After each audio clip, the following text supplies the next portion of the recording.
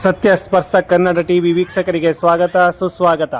ಪಾಂಡವಪುರ ಪಟ್ಟಣದ ನಾಗರಿಕರಿಗೆ ನಿವೇಶನ ಹಂಚಿಕೆ ವಿರೋಧಿಸಿ ಹಾಗೂ ಪುರಸಭಾ ಅಧಿಕಾರಿಗಳ ಭ್ರಷ್ಟಾಚಾರ ಖಂಡಿಸಿ ಜೆಡಿಎಸ್ ಕಾರ್ಯಕರ್ತರು ಮಾಜಿ ಶಾಸಕ ಸಿಎಸ್ ಪುಟ್ಟರಾಜು ನೇತೃತ್ವದಲ್ಲಿ ಬೃಹತ್ ಪ್ರತಿಭಟನೆ ನಡೆಸಿದರು. ಪಟ್ಟಣದ 5 ದೀಪ ವೃತ್ತದಲ್ಲಿ ಜಮಾವಣೆಗೊಂಡ ಜೆಡಿಎಸ್ ಕಾರ್ಯಕರ್ತರು ಹಾಗೂ ಟೌನ್ ನಿವಾಸಿಗಳು ಪಟ್ಟಣದಲ್ಲಿ ವಾಸವಿರುವ ಎಲ್ಲಾ ಜನಾಂಗದ ಕಡುಬಡವರಿಗೆ ಏಕಕಾಲಕ್ಕೆ ನಿವೇಶನ ಹಂಚಿಕೆ ಮಾಡಬೇಕು ಹಾಗೂ ಪುರಸಭೆ ಕಚೇರಿಯಲ್ಲಿ ನಡೆಯುತ್ತಿರುವ ಭ್ರಷ್ಟಾಚಾರಕ್ಕೆ ಕಡಿವಾಣ ಹಾಕಬೇಕು ಎಂದು ಆಗ್ರಹಿಸಿ ಘೋಷಣೆ ಕೂಗಿ ಆಕ್ರೋಶ ವ್ಯಕ್ತಪಡಿಸಿದರು.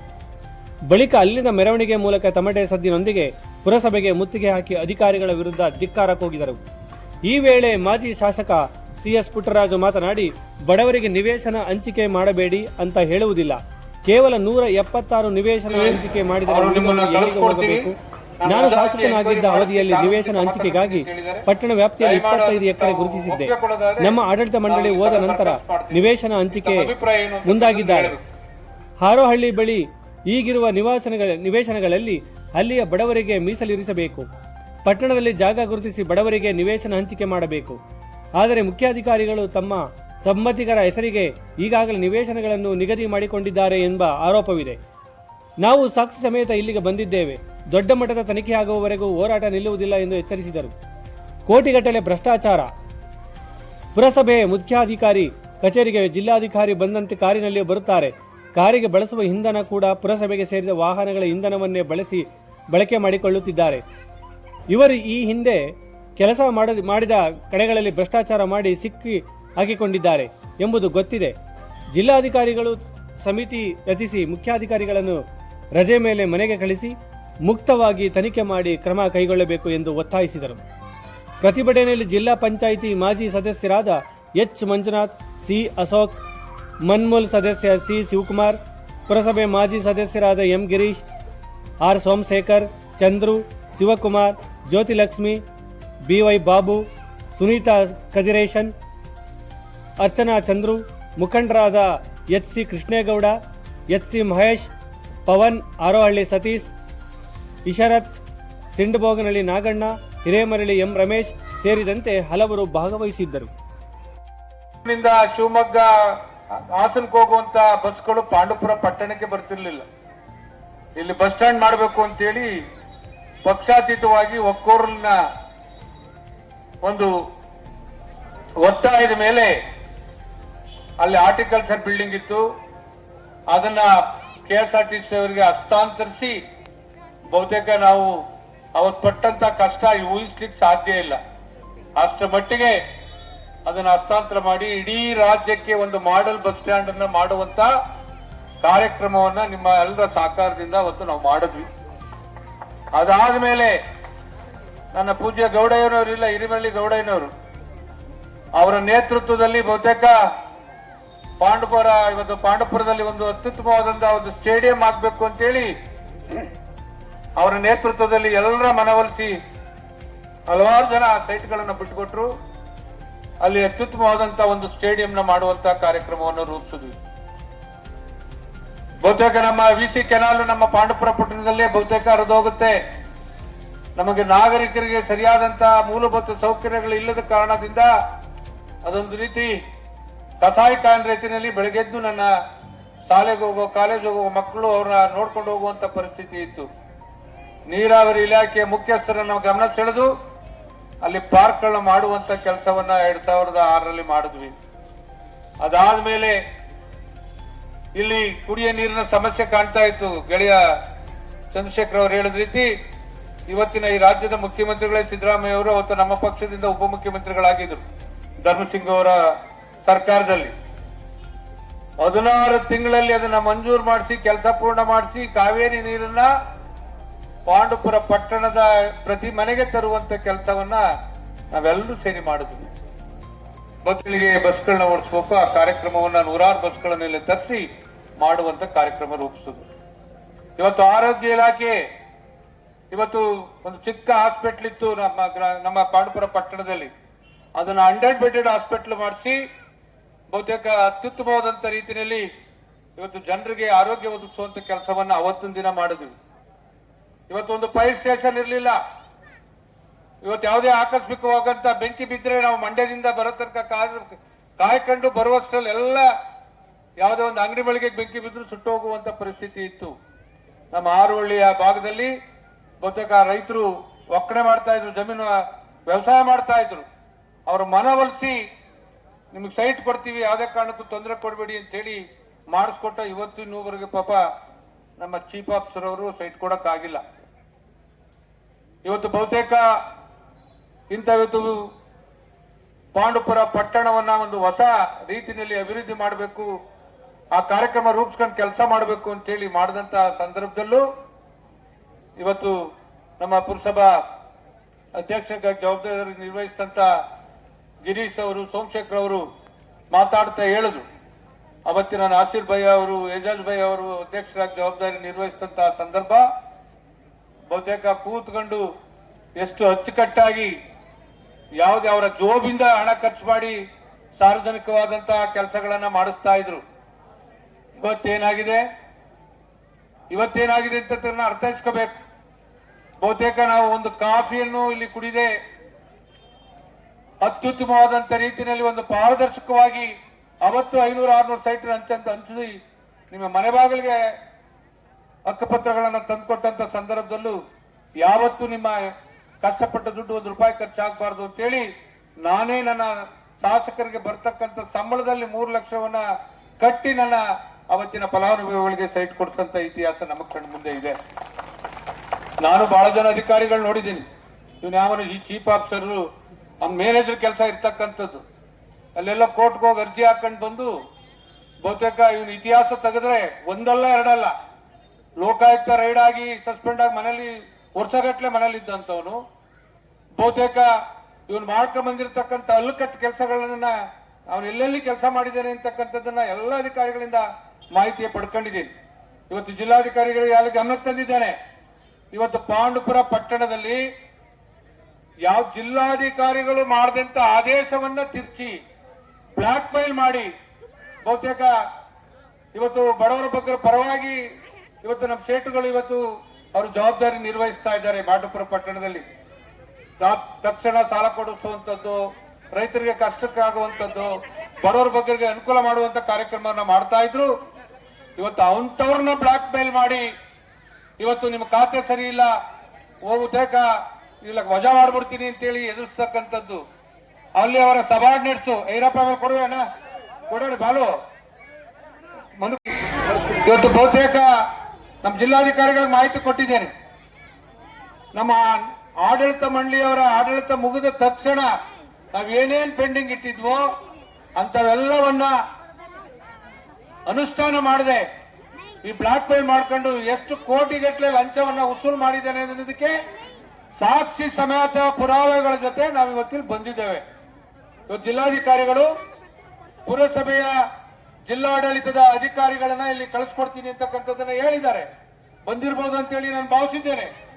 ಅವರ ಸಮ್ಮುಖದಲ್ಲಿ ಇವತ್ತೊಂದು ದೊಡ್ಡ ಮಟ್ಟದ ಎಂಕ್ವೈರಿ ಆಗಬೇಕು. ಇವತ್ತು ಬಹುತೇಕ ಜಿಲ್ಲಾಡಳಿತ ಒಂದು ಲೇಔಟ್ ಬಡವರ ಬಗ್ಗೆ ಹಂಚಕ್ಕೆ ಅಂತೇಳಿ ಬಹಳ ಜನ ಪಾಪ ಅವ್ರ ಸ್ವಂತ ಜಮೀನಲ್ಲಿ ಲೇಔಟ್ ಮಾಡಿ ಅವ್ರ ಕಷ್ಟ ಸುಖಕ್ಕೆ ಮಾರ್ಕೊಳ್ಳುವಂತಕ್ಕೆ ಮಾಡ್ಕೊಂಡ್ಬಂದಂತವಕ್ಕೆ ಒಂದೊಂದು ಸೈಟ್ ಅನ್ನ ರಿಸರ್ವ್ ಮಾಡಿ ಇಟ್ಕೊಂಡಿದ್ದಾರೆ. ನಾನು ಹೇಳಿದರ ಹೆಸರಿಗೆ ನಮ್ಮ ಸಂಬಂಧಿಕರ ಹೆಸರಿಗೆ ರಿಜಿಸ್ಟರ್ ಮಾಡ್ಕೊಳ್ಬೇಕು ಅನ್ನೋಷ್ಟು ಮಟ್ಟಿಗೆ ಇವತ್ತು ಆ ಸೈಟ್ಗಳನ್ನ ರಿಸರ್ವ್ ಮಾಡಿ ಇಟ್ಕೊಂಡಿದ್ದಾರೆ. ಇವನ್ ಇಷ್ಟೆಲ್ಲ ಪೂರ್ತಿ ತೆಗೆದಿದ್ದೀವಿ. ಈ ಎಲ್ಲ ಬಹುತೇಕ ಎಷ್ಟು ಕೋಟಿಗಟ್ಟಲೆ ಇವತ್ತು ವಸೂಲಿ ಮಾಡಿರ್ತಕ್ಕಂಥ ಪುರಾವೆಗಳು ನಮ್ಮ ಹತ್ರ ಇದೆ. ಇವತ್ತು ನಾನು ಹೇಳ್ತಕ್ಕಂಥದ್ದು ಇಷ್ಟೇ, ಜಿಲ್ಲಾಧಿಕಾರಿಗಳು ಒಂದು ಸಮಿತಿ ಮಾಡಿ ನಾನು ಎಂಕ್ವೈರಿ ಮಾಡಿಸ್ತೀನಿ ಸರ್, ಯಾವುದೇ ಕಾರಣಕ್ಕೂ ಬಿಡೋ ಪ್ರಶ್ನೆ ಇಲ್ಲ ಅಂತಕ್ಕಂಥ ನನ್ನ ಸಂಜೆ ದೂರವಾಣಿ ಮುಖಾಂತರ ಮಾತಾಡಿ ಹೇಳಿದ್ದಾರೆ. ನಾನು ಸಂಬಂಧಪಟ್ಟಂತ ಜಿಲ್ಲಾ ಮಟ್ಟದ ಅಧಿಕಾರಿಗಳನ್ನ ಕಳಿಸ್ಕೊಡ್ತೀನಿ, ಮೆಮೊರಂಡಮ್ ಕೊಡಿ, ಇವತ್ತೇ ಅವನ್ನ ರಜಾ ಹಾಕ್ಸಿ ನಾವು ಬಹುತೇಕ ನಾವು ಎಂಕ್ವೈರಿನ ಮಾಡಿಸ್ತೀವಿ, ಕಾನೂನು ರೀತಿ ಕ್ರಮ ತಗೋತೀವಿ ಅಂತಕ್ಕಂಥ ಮಾತನ್ನ ಹೇಳಿದ್ದಾರೆ. ಇವತ್ತೇನು ಜಿಲ್ಲಾ ಮಟ್ಟದ ಈ ಇಲಾಖೆಯ ಅಧಿಕಾರಿಗಳು ಬಂದಿದ್ದಾರೆ, ಅವರು ಇವತ್ತು ಇಲ್ಲಿ ಬಂದು ಭರವಸೆ ಕೊಡ್ತಾರೆ. ಆ ಭರವಸೆ ಮೇಲೆ ನಾವೆಲ್ಲರೂ ಸಮಾಧಾನದಲ್ಲಿದ್ದು ಅವ್ರೇನ್ ಹೇಳ್ತಾರೆ ಕೇಳ್ಕೋಬೇಕು. ನಮ್ಮ ಅನಿಸಿಕೆಯಂತೆ ಇವತ್ತು ಬಹುತೇಕ ಆ ಕೆಲಸ ಅವ್ರು ಮಾಡಿದ್ರೆ ನಾವು ಇಲ್ಲಿಂದ ನಿರ್ಗಮಿಸೋಣ, ಇಲ್ಲ ಅಂದ್ರೆ ಅವನ ರಜಾ ಆಚೆ ಕಳಿಸ್ತೇ ಇದ್ರೆ ಬೇರೆ ಎಂಕ್ವೈರಿ ಫಿಕ್ಸ್ ಆಗೋ ತನಕ ಇಲ್ಲಿ ಕಾನೂನು ರೀತಿ ಕ್ರಮ ತಗೊಳ್ಳೋ ತನಕ ತಕ್ಕ ಪಾಠ ಕಲಿಸುವಂತ ಕೆಲಸ ಮಾಡದೇ ಇದ್ರೆ ಮುಂದಿನ ಹೋರಾಟ ಬರೀ ಇದು ಸಾಂಕೇತಿಕ. ಕಳೆದ 3 ದಿನದಲ್ಲಿ ನಾನು ಪಾಂಡುಪುರ ಮನೆಗೆ ಅನೇಕ ವಿಶೇಷ ನನ್ನ ತಾಯಂದ್ರು ನಿಮ್ಮ ಸಮಸ್ಯೆಗಳನ್ನ ಹೇಳ್ಕೊಂಡು ಬಂದ್ರಿ.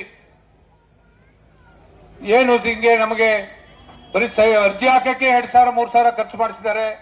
ಇರೋದು 100 ಸೈಟು. ನಾವು ಇವತ್ತು 1,000 ಜನ ಅಪ್ಲಿಕೇಶನ್ ಹಾಕಿದೀವಿ. ಯಾವುದೇ ಕಾರಣಕ್ಕೂ ನೀವು ನಮಗೆ ನ್ಯಾಯ ಕೊಡಿಸುವಂತ ಕೆಲಸ ಆಗ್ಬೇಕು ಅಂತಕ್ಕಂಥ ಮಾತನ್ನ ಈ ಸಂದರ್ಭದಲ್ಲಿ ನೀವು ನಮ್ ಗಮನಕ್ಕೆ ತಂದ್ರಿ. ಇವತ್ತು ನನ್ನ ಎಲ್ಲ ಪುರಸಭೆಯ ನಿಕಟಪೂರ್ವ ಅಧ್ಯಕ್ಷರು, ಉಪಾಧ್ಯಕ್ಷರು, ಗೌರವಾನ್ವಿತ ಎಲ್ಲ ಸದಸ್ಯರುಗಳು ಕೂತು ಮಾತಾಡಿ ಯಾವ ರೀತಿ ನಾವು ಈ ಹೋರಾಟವನ್ನ ಮಾಡಬೇಕು ಅಂತ ಹೇಳಿ ರೂಪಿಸ್ಕೊಂಡಿದೀವಿ. ನಾವ್ ಯಾವತ್ತೂ ನೀವು ಸೈಟ್ ಹಂಚಬೇಡಿ ಅಂತ ಹೇಳೋದಿಲ್ಲ. ಆದ್ರೆ ಈಗ ಆಯ್ತಲ್ಲಪ್ಪ, ಅಲ್ಲೊಂದು 100 ಸೈಟು ಆರೋಳಿ ಹತ್ರ ಕೊಡ್ತೀರಿ. ಈ ಭಾಗದವ್ರಿಗೆ ಏನ್ ಕೊಡ್ತೀರಿ? ಚಂದ್ರ ಬಡಾವಣೆಯವ್ರಿಗೆ. ಅವ್ರೋಗಿ ಆರೋಳಿ ಇರ್ತಾರೆ, ಇಲ್ಲ ಆರೋಳಿಯವ್ರು ಬಂದು ಚಂದ್ರ ಬಡಾವಣೆಯಲ್ಲಿ ಹಂಚ್ಕೊಳಕ್ಕಾಗತ್ತಾ? ಆ ಭಾಗದಲ್ಲೇ ಅವ್ರಿಗೆ ಗುರುಸಿ ಬಡವರಿಗೆ ಸೈಟ್ ಕೊಡುವಂತ ಕೆಲಸ ಆಗ್ಬೇಕು. ಬಹುತೇಕ ಚಂದ್ರಗೆ ಹೋಗುವಂತ ರಸ್ತೆಯಲ್ಲಿ ಸರ್ಕಾರಿ ಜಾಗ ನಾನು ಅವತ್ತೇ ಒಂದು 25 ಎಕರೆ ಗುರುತು ಮಾಡಿ ಅದನ್ನ ಸರ್ಕಾರಕ್ಕೂ ಬರ್ಸಿ ಮಂಜೂರು ಮಾಡಿಸಿ ಒಟ್ಟಾರೆಯಲ್ಲಿ ನನ್ನ ಜನ ಯಾರು ಸೈಟ್ ಕೇಳ್ತಾರೋ ಅವ್ರಿಗೆ ಸೈಟ್ ಕೊಟ್ಟು ಅತ್ಯುತ್ತಮವಾದಂತ ಬಡಾವಣೆಯನ್ನ ನಿರ್ಮಾಣ ಮಾಡಬೇಕು ಅಂತೇಳಿ ಒಂದು ಸಂಕಲ್ಪ ಏನ್ ಮಾಡಿದ್ದು. ಬಹುತೇಕ ಅದಕ್ಕೆ ಎಳ್ಳು ನೀರು ಬಿಟ್ಟು ಇರೋನ ಅದು ಮಾಡುವಪ್ಪ, ಒಂದು ಆಲೆ ನೀನ್ ಬಂದ್ ದಿನದಲ್ಲೇ ಆಡಳಿತ ಮಂಡಳಿಯನ್ನ ಕೂರ್ಸ್ಕೊಂಡು ಮಾಡಿದ್ರೆ ನಾವು ಸಂತೋಷ ಪಡ್ತಿದ್ವಲ್ಲ. ಎಲ್ಲ ಮನಗೋದ್ಮೇಲೆ ಇಲ್ಲಿ ಹೆಸರಿಗೆ ಮಾತ್ರ ಸೈಟ್ ಕೊಡ್ತೀನಿ ಅಂತೇಳಿ ಈಗ ಆಲೆ ಎಲ್ಲೆಲ್ಲಿ ವ್ಯಾಪಾರ ಮಾಡ್ಕೊಂಡಿದೀವಿ ಅಂತಕ್ಕಂಥದ್ದನ್ನ ನಮಗ್ ಗೊತ್ತಿದೆ. ಇವತ್ತು ನಿನ್ನ ಅಷ್ಟು ಸುಲಭವಾಗಿ ಏನ್ ನಿನ್ ಬಿಡಲ್ಲ. ಇವತ್ತು ಬರೀ ನೀನ್ ರಜಾ ಹಾಕೋದ್ರೆ ಬಚಾವಕ್ಕಾಗಲ್ಲ. ಬಹುತೇಕ ಹಿಂದೆ ಏನು ಲೋಕಾಯುಕ್ತರು ನಿನ್ನನ್ನ ಜೈಲಿಗೆ ಕಳಿಸುವಂತ ಕೆಲಸ ಮಾಡಿದ್ರು, ಮತ್ತೊಮ್ಮೆ ಕೆಲಸ ಆಗುತ್ತೆ. ಅದಾಗೋ ಗಂಟ ನಮ್ಮ ಹೋರಾಟ ನಿಲ್ಲೋದಿಲ್ಲ. ಆ ಕಾರಣದಿಂದ ನಾನು ಹೇಳ್ತಕ್ಕಂಥದ್ದಿಷ್ಟೇ, ಗೌರವಾನ್ವಿತ ಶಾಸಕರೇ, ನಿಮ್ಗೇನಾರ ಕಳಕಳಿ ಇದ್ರೆ ಬಡವರ ಬಗ್ಗೆ ದಯಮಾಡಿ ಹಿಂದೆ ನಾವೇನು 25 ಎಕರೆ ಜಾಗವನ್ನು ಐಡೆಂಟಿಫೈ ಮಾಡಿ ಅರ್ಜಿ ಹಾಕ್ತಂತ ಎಲ್ರಿಗೂ ಸೈಟ್ ಕೊಡುವಂತ ಒಂದು ವ್ಯವಸ್ಥೆ ಆಗ್ಬೇಕು ಅಂತೇಳಿ ಮಾಡಿದ್ವಿ. ಅದ್ರ ಜೊತೆಲೆ ಸೇರಿಸ್ಕೊಂಡು ಆರೋಹಳ್ಳಿಯರಿಗೆ ಆರೋಹಳ್ಳಿ ಭಾಗದಲ್ಲಿ ಕೊಡಿ, ಹಿರಿಹಳ್ಳಿ ಗೆಡ್ಡೆಲ್ಲ ವಾಸ ಮಾಡ್ತಿದ್ರು ಹಿರಿಮಳ್ಳಿಯರಿಗೆ ಕೊಡಿ, ಈ ಭಾಗದಲ್ಲಿ ನಮ್ಮ ಚಿಕ್ಕಾಡೆ ಭಾಗದಿಂದ ಬಂದು ನೆಲೆಸಿರ್ತಕ್ಕಂಥ ಜನಕ್ಕೆ ಅಲ್ಲಿ ಕೊಡಿ, ಚಂದ್ರೆ ಬಡಾವಣೆಯಲ್ಲಿ ಇರ್ತಕ್ಕಂಥ ಭಾಗದವರಿಗೆ ಅಲ್ಲೇ ಕೊಡಿ. ಆದ್ರೆ ನ್ಯಾಯಯುತವಾಗಿ ಯಾವುದೇ ಒಂದು ಬಡವರ ರಕ್ತ ಇರ್ತಕ್ಕಂಥ ಕೆಲಸ ಈ ವ್ಯವಸ್ಥೆಯಲ್ಲಿ ಆಗ್ಬೋದು. ನೀವು 150 ಸೈಟ್ ಮಾಡ್ಕೊಂಡು 1000 ಅರ್ಜಿ ಕರೆದಿ ಯಾವ ಮಾನದಂಡ ಇಟ್ಕೊಂಡು ನೀವು ಸೈಟ್ ಕೊಡ್ತೀರಿ ಅಂತಕ್ಕಂಥದ್ದು ಇಲ್ಲಿ ಸಾಬೀತಾಗ್ಬೇಕು. ಈ ಅಧಿಕಾರಿಗಳಿಗೆ ಚೀಫ್ ಆಫೀಸರ್ ದುಡ್ಡು ಮಾಡ್ಕೊಳಕ್ ಕೇಳಿದೀರಾ? ಬಹುತೇಕ ಈಗ ಆಗ ಶುರು ಮಾಡಿದ್ದಾರೆ. ಇಲ್ಲಿ ತನಕ ನಮ್ಮ ಆಡಳಿತ ಮಂಡಳಿ ನಿರ್ಗಮಿಸಿದ ಮೇಲೆ ಈಗ ಹೇಳಿದ್ನಲ್ಲ, ಕೋಟಿಗಟ್ಲೆ ಇವನ್ ಯೋಗ್ಯತೆಗೆ ಸಾರ್ವಜನಿಕರು ಇವತ್ತು ಡ್ರೈನ್ ಕ್ಲೀನ್ ಮಾಡ್ಕೊತಾ ಇದಾರೆ ಬೆಳಗ್ಗೆದ್ದು. ಇವನು ಅದ್ ಕೆಲ್ಸ ಇಲ್ಲ. ಬೆಳಗ್ಗೆ ಇದ್ದಂತ ಚೀಫ್ ಆಫೀಸರ್ ಬೆಳಗ್ಗೆ 7 ಗಂಟೆಗೆ ವಾರ್ಡ್ಗಳು ಇರ್ತಿದ್ರು. ಇವನು ಒಳ್ಳೆ DC ಬಂದಾಗ ಬರ್ತಾನೆ. ಇಡೀ ದೇಶನೇ ತಲ್ಲಣಿಸ್ತಾ ಇದೆ ಪೆಟ್ರೋಲ್ ಡೀಸೆಲ್ ಇಲ್ಲದೆ. ಬಹುತೇಕ ಇವನು ಸಿಂಗಲ್ ಕಾರ್ ಬರೋಕ್ಕೆ ಡೀಸೆಲ್ ಎಲ್ಲಿಂದ ಹಾಕ್ಸ್ಕೊತಾನೆ ಅಂತ ಗೊತ್ತಿಲ್ಲ ನಮಗೆ. ಇವತ್ತು ಬಹುತೇಕ ನನಗೆ ಹೇಳುದು, ಸರ್ ಇಲ್ಲಿ ಮುನ್ಸಿಪಾಲಿಟಿ ವೆಹಿಕಲ್ಗಳು ನಾವು ಕ್ಲೀನ್ ಮಾಡೋ ವೆಹಿಕಲ್ಗಳು ಡೀಸೆಲ್ ತರ್ಸ ಅದ್ರಲ್ಲಿ ಹಾಕೊಂಡು ಓಡಾಡ್ತಾವ್ ಸರ್ ಅಂತೇಳಿ ಅವ್ರ ಸಭಾನಾಟ ಹುಡುಗರು ಹೇಳ್ತಾ ಇದ್ರು. ಯಾವ ಸಿಬ್ಬಂದಿ ವರ್ಗ ಬಾಯ್ಬಿಟ್ಟು ಏನು ನ್ಯಾಯ ಮಾತಾಡಂಗಿಲ್ಲ. ನಿನ್ CRL ಎಂಟ್ರಿ ಮಾಡಿಸ್ತೀನಿ, ನಿನ್ ಮನಕ್ ಕಳಿಸ್ತೀನಿ, ಜೈಲಿಗೆ ಕಳಿಸ್ತೀನಿ ಅಂತಕ್ಕಂಥದ್ದು ಮಾತೆತ್ತಿದ್ರೆ ಯಾರು ಒಬ್ಬ ರೈತ ಇವತ್ತು ನಮಗೆ ರಸ್ತೆ ಬೇಕು, ರಸ್ತೆ ತೊಂದರೆ ಆಗಿದೆ ಅಂತೇಳಿ ಹಿಂದೆ ಬಹುತೇಕ ನಮ್ಮ ಪೌರ ಕಾರ್ಮಿಕರು ವಾಸ ಮಾಡ್ತಕ್ಕಂಥ ಹಿಂದೆ ಎಲ್ಲ ರೈತರಿರ್ತಕ್ಕಂಥ ಜಮೀನಿದೆ. ಆ ಜಮೀನಿಗೆ ಹೋಗಿ ನಾವು ಹಿಂದೆನೆ ರಸ್ತೆ ಗುರ್ತು ಮಾಡಿ ರಸ್ತೆ ಬಿಟ್ಟಿದ್ವಿ ನಮ್ಮ ದೇವಸ್ಥಾನ ಮುಂಭಾಗ.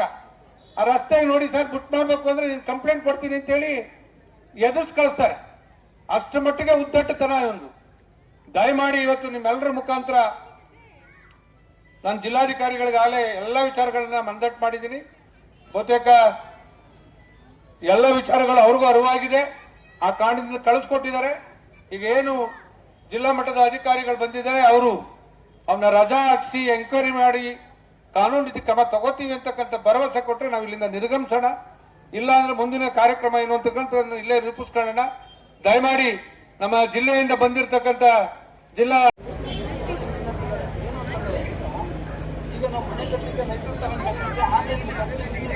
ಅಪ್ಲಿಕೇಶನ್ ಹಾಕೊಡ್ಬೇಕಾಗತ್ತೆ. ಅದನ್ನ 8 ಜನ ಇಂಜಿನಿಯರ್ಸ್ ಇದಾರೆ, ಯಾರ್ದು ಕೂಡ ಲೈಸೆನ್ಸ್ ಇನ್ನೂ ರಿನ್ಯೂವಲ್ ಮಾಡ್ಕೊಟ್ಟಿಲ್ಲ.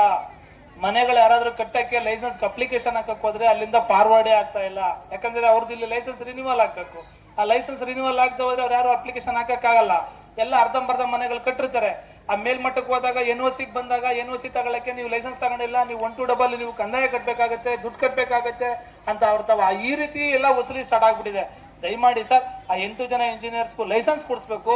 ಅವ್ರು ರಿನ್ಯೂವಲ್ ಮಾಡಾದ್ಮೇಲೆ ಅಲ್ಲಿ ಲೈಸೆನ್ಸ್ ಗಳಿಗೆ ಅಪ್ಲಿಕೇಶನ್ ಆಗ್ಲಿಕ್ಕೆ ಸಾರ್ವಜನಿಕರಿಗೆ ಅವಕಾಶ ಕೊಡ್ಬೇಕು. ಸುಮಾರು ಜನ ಇಲ್ಲಿ ಇದಾರೆ, ಎಲ್ಲ ಜನ ಅರ್ಧಂಬರ್ಧ ಮನೆಗಳು ಕಟ್ಟಿ NOC ಬಂದಾಗ OC ಪ್ರಾಬ್ಲಮ್ ಕೊಡ್ತಾ ಇಲ್ಲ, OC ಹಿಂಸೆ ಮಾಡ್ತಾ ಇಲ್ಲ. ಅದನ್ನೆಲ್ಲ ನಮಗೆ ಇನ್ನೂ ಹಲವಾರು ಇದಾವೆ ಸರ್. ಜಿಲ್ಲಾ ಉಸ್ತುವಾರಿ ಸಚಿವರಾಗಿ ಹಿಂದೆ ಕೆಲಸ ನಿರ್ವಹಿಸಿರುವಂತ, ಈ ಕ್ಷೇತ್ರದಿಂದ 3 ಬಾರಿ ಆಯ್ಕೆಯಾಗಿರುವಂತ ಹಿರಿಯ ಶಾಸಕರು, ಮಾಜಿ ಸಚಿವರು ಆದಂತ ಸನ್ಮಾನ್ಯ ಪುಟ್ಟರಾಜಣ್ಣವರೇ, ಈ ಒಂದು ಪ್ರತಿಭಟನೆಯಲ್ಲಿ ಭಾಗಿಯಾಗಿರುವಂತ ಎಲ್ಲ ನಮ್ಮ ಪುರಸಭೆಯ ಅಧ್ಯಕ್ಷರೇ, ಮಾಜಿ ಅಧ್ಯಕ್ಷರುಗಳೇ, ಉಪಾಧ್ಯಕ್ಷರುಗಳೇ, ಎಲ್ಲ ಸದಸ್ಯರುಗಳೇ ಹಾಗೂ ಇಲ್ಲಿ ನೆರೆದಿರುವಂತ ಎಲ್ಲ ಸಾರ್ವಜನಿಕ ಬಂಧುಗಳೇ, ಈಗೇನು ನಮ್ಮ ಮಾಜಿ ಸಚಿವರಾದಂಥ ಪುಟ್ಟರಾಜಣ್ಣವರು ನಮಗೆ ನಿಮ್ಮೆಲ್ಲರ ಪರವಾಗಿ ಒಂದು ಮನವಿಯನ್ನ ಕೊಟ್ಟಿದ್ದಾರೆ. ಆ ಮನವಿ ಬಗ್ಗೆ ಅವ್ರು ಹೇಳ್ದಂಗೆ ಈ ದಿನವೇ ಜಿಲ್ಲಾಧಿಕಾರಿಗಳ ಜೊತೆ ಚರ್ಚೆ ಮಾಡಿ, ಮುಖ್ಯಾಧಿಕಾರಿಗಳೇನಾರ ತಪ್ಪೆಸಗಿತ್ತು ಅಂದ್ರೆ ಅವ್ರ ಮೇಲೆ ಶಿಸ್ತು ಕ್ರಮವನ್ನ ನಾವು ಖಂಡಿತ ತಗೋತೀವಿ. ಇಲ್ಲಿ ಅವ್ರು ಇಷ್ಟ ಬಂದಂಗೆ ಕೆಲಸ ಮಾಡ್ಲಿಕ್ಕೆ ಅವಕಾಶ ಇಲ್ಲ. ಸರ್ಕಾರ ಮತ್ತೆ ಇಲಾಖೆ, ಜನಪ್ರತಿನಿಧಿಗಳು ನಿಮ್ಮೆಲ್ಲರೂ ವಿಶ್ವಾಸ ತಗೊಂಡು ಕೆಲಸ ಮಾಡಬೇಕು. ಈ ಏನೇ ತಪ್ಪಾಗಿಯೂ ಸಹ ನಾವು ನಿರ್ದಾಕ್ಷಿಣ್ಯವಾಗಿ ಕ್ರಮ ತಗೋತೀವಿ ಅಂತ ಮಾನ್ಯ ಸಚಿವರಿಗೆ ಮನವರಿಕೆ ಮಾಡ್ಕೊಡ್ತಾ ಈ ಪ್ರತಿಭಟನೆ ಕೈ ಬಿಡಬೇಕು ಅಂತ ಅವರಲ್ಲಿ ಬಹಳ ವಿನಯಪೂರ್ವಕವಾಗಿ ಕೋರ್ಕೋತಾ ಇದ್ದೀವಿ.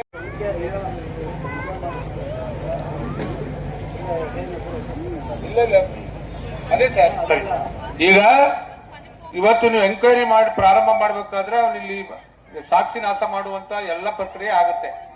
ರಜಾ ಹಾಕಿ ನೀವು ಎಂಕ್ವೈರಿ ಮಾಡಬೇಕು.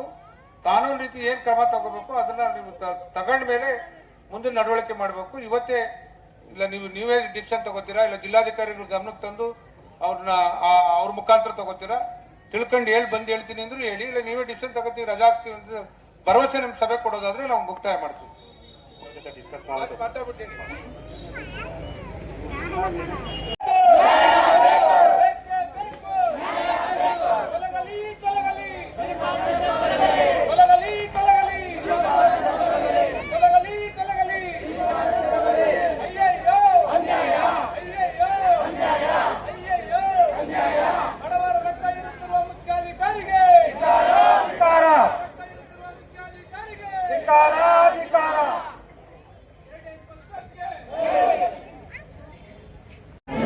ಈಗ ದಯಮಾಡಿ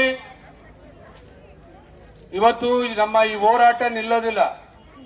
ನಿಜವಾದಂತ ನನ್ನ ಬಡವರ ಬಲ್ಲಿಗರಿಗೆ ಇವತ್ತು ಈ ಪುರಸಭೆಯ ಚೀಫ್ ಆಫೀಸರ್ ಇಂದ ಏನು ತೊಂದರೆ ಆಗಿದೆ ಅದಕ್ಕೆ ತಕ್ಕ ಶಾಸ್ತಿ ಕಲಿಸುವಂತ ಕೆಲಸ ದಿನನಿತ್ಯ ನಡೀತಾ ಇರ್ತದೆ. ಇನ್ಮೇಲೆ ಇವತ್ತು ಬಹುತೇಕ ನೀವೆಲ್ಲರೂ ಬಂದು ಅಪೀಲ್ ಮಾಡಿ ಇವತ್ತಿಂತ ಹೋರಾಟ ಜವಾಬ್ದಾರಿ ಸರ್ಕಾರದ ಮೇಲ್ಮಟ್ಟದ ಅಧಿಕಾರಿಗಳ ಗಮನ ಸೆಳೆಯೋಣ ಅಂತಕ್ಕಂಥ ಮಾತನ್ನ ನಾವೇನ್ ಹೇಳಿದ್ವೋ ಅದೇ ರೀತಿ ಬಹುತೇಕ ಇವತ್ತಿಲ್ಲಿ ನಾವು ಸೇರಿ ಇವತ್ತು ಜಿಲ್ಲಾ ಮಟ್ಟದ ಅಧಿಕಾರಿಗಳ ಗಮನ ಸೆಳೆದು ಇವತ್ತು ಜಿಲ್ಲಾ ಮಟ್ಟದ ಅಧಿಕಾರಿಗಳು ಬಂದು ಇವತ್ತು ನಮಗೆ ಸ್ಪಂದಿಸಿದ್ದಾರೆ. ಈ ಹೋರಾಟ ಯಾವತ್ತೂ ನಿಮ್ಮ ಪರವಾಗಿ ನ್ಯಾಯಯುತವಾಗಿ ನ್ಯಾಯ ಕೊಡಿಸುವಂತ ಕೆಲಸ ನಾವು ಮಾಡ್ತೀವಿ. ಈಗ ಅಧಿಕಾರಿಗಳು ಅಂತಿಮವಾಗಿ ಹೇಳ್ತಾರೆ, ಅವ್ರ ಮಾತಿಗೆ ನಾವು ಮನ್ನಣೆ ಕೊಡಬೇಕಾಗಿದೆ. ಈಗ ಅವರು ಏನ್ ತೀರ್ಮಾನ ಮಾಡ್ತೀವಿ ಅಂತಕ್ಕಂಥದ್ದು ಹೇಳ್ತಿದ್ರೆ ಕೇಳ್ಕೊಂಡು ಮುಂದಿನ ನಿರ್ಣಯ ಮಾಡೋಣ. ಈಗ ಮಾನ್ಯ ಜಿಲ್ಲಾಧಿಕಾರಿಗಳ ಜೊತೆ ಮಾನ್ಯ ಸಚಿವರ ಸೂಚನೆ ಅಂತ ಈಗ ಡಿಸ್ಕಸ್ ಮಾಡಿದೀವಿ. ನೀವು ಇಲ್ಲಿ ಆಫೀಸಿಗೆ ಬನ್ನಿ ಅಂತ ಹೇಳಿದ್ರು ಸಾಹೇಬರು. ಆಫೀಸ್ಗೆ ಹೋಗಿ ಚರ್ಚೆ ಮಾಡಿ ಪುಟ್ಟರಾಜನವ್ರು ಹೇಳ್ದಂಗೆ ಅವ್ರ ಮೇಲೆ ಕ್ರಮ ತಗೋತೀವಿ ಅಂತ ಹೇಳ್ತಾ ಹೌದು, ಈಗ ರಜಾ ಹಾಕಿಸ್ಬೇಕು ಅಂತ ಹೇಳಿದ್ದಾರೆ. ಅವ್ರಿಗೆ ರಜಾ ಹಾಕಿ ಬೇರೆಯವ್ರಿಗೆ ಚಾರ್ಜ್ ಕೊಡುವಂತ ವ್ಯವಸ್ಥೆಯನ್ನು ಸಹ ಮಾಡ್ತೀವಿ.